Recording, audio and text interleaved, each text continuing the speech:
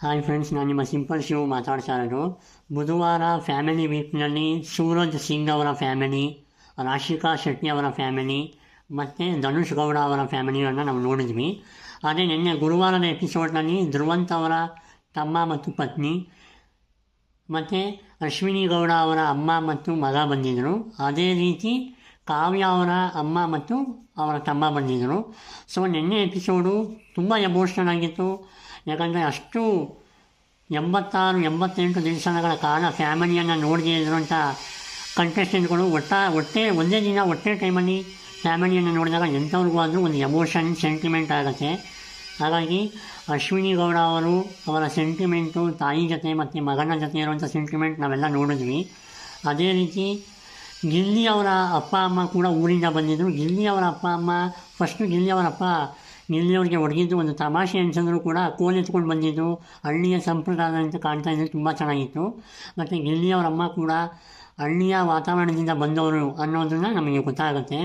ಹಾಗಾಗಿ ನಿನ್ನೆ ಎಪಿಸೋಡ್ನಲ್ಲಿ ಗಿಲ್ಲಿಯವರ ತಂದೆ ತಾಯಿ ಅಶ್ವಿನಿ ಗೌಡ ಅವರ ಅಮ್ಮ ಮತ್ತು ಮಗ, ಹಾಗೆಯೇ ರಕ್ಷಿತಾ ಶೆಟ್ಟಿ ಅವರ ಅಮ್ಮ ಕೂಡ ಬಂದಿದ್ದರು, ತಂಗಿನೂ ಕೂಡ ಇದ್ದರು. ಹಾಗೆಯೇ ಧ್ರುವಂತ್ ಅವರ ತಮ್ಮ ಮತ್ತು ಅವರ ಪತ್ನಿ ಕೂಡ ನಿನ್ನೆ ಬಂದು ಹೋದರು. ಇದರ ಮಧ್ಯದಲ್ಲಿ ನಿನ್ನೆ ಕಾವ್ಯ ಅವರು ಮತ್ತು ಅವರ ಅಮ್ಮ ಮತ್ತು ತಮ್ಮ ಅವ್ರ ಜೊತೆ ಮಾತಾಡುವಾಗ ಬಿಗ್ ಬಾಸ್ ಮನೆಯ ಮೂಲ ನಿಯಮ ಉಲ್ಲಂಘನೆ ಆಗುತ್ತೆ. ಅಂದರೆ ಹೊರಗಡೆ ವಿಷಯ ಹೇಳ್ಕೋಬಾರ್ದು ಅಂತ ಒಂದು ನಿಯಮ ಇರುತ್ತೆ, ಸೋಷಿಯಲ್ ಮೀಡಿಯಾ ಸಂಬಂಧಪಟ್ಟಿದ್ದು. ಹಾಗಾಗಿ ಅದು ಡಿಸ್ಕಸ್ ಮಾಡ್ತಾ ಇರುವಾಗ ಆವಾಗಲೇ ಇಮ್ಮಿಡಿಯೇಟ್ ಬಿಗ್ ಬಾಸು ಒಂದು ಎಚ್ಚರಿಕೆ ಗಂಟೆಯನ್ನು ಕೊಡುತ್ತೆ.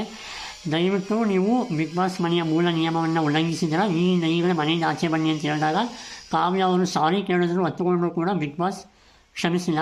ಹಾಗಾಗಿ ಒಂದು ಬಿಗ್ ಬಾಸ್ ಮೂಲ ನಿಯಮವನ್ನು ಅವಾಯ್ಡ್ ಮಾಡಿದ್ದಾರೆ ಕಾವ್ಯ ಅವರು.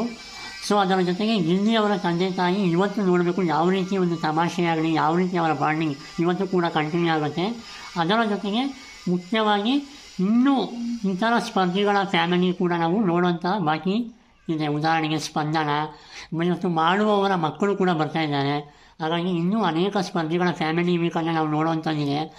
ಈ ವಾರ ಎಲಿಮಿನೇಷನ್ ಕೂಡ ಇಲ್ಲ. ಸುದೀಪ್ ಸರ್ ಅವರು ಬರ್ತಾ ಇಲ್ಲ, ಯಾಕಂದರೆ ಮಾರ್ಕ್ ಸಿನಿಮಾದ ಪ್ರಮೋಷನ್ಗೆ ಹೋಗಿದ್ದಾರೆ.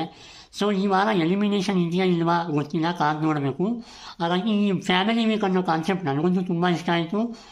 ಹಾಗಾಗಿ ಫ್ರೆಂಡ್ಸ್, ನಿಮ್ಗೇನು ಅನಿಸುತ್ತೆ ಕಮೆಂಟ್ ಮಾಡಿ, ಮತ್ತು ಕಾವ್ಯ ಅವರು ನಡೆದುಕೊಂಡ ರೀತಿ ಬಗ್ಗೆ ಕಮೆಂಟ್ ಮಾಡಿ ಅಂತ ಹೇಳ್ತಾ ನನ್ನ ಮಾತನ್ನು ಮುಗಿಸ್ತಾ ಇದ್ದೀನಿ. ಜೈ ಹಿಂದ್, ಜೈ ಕರ್ನಾಟಕ ಮಾತೆ.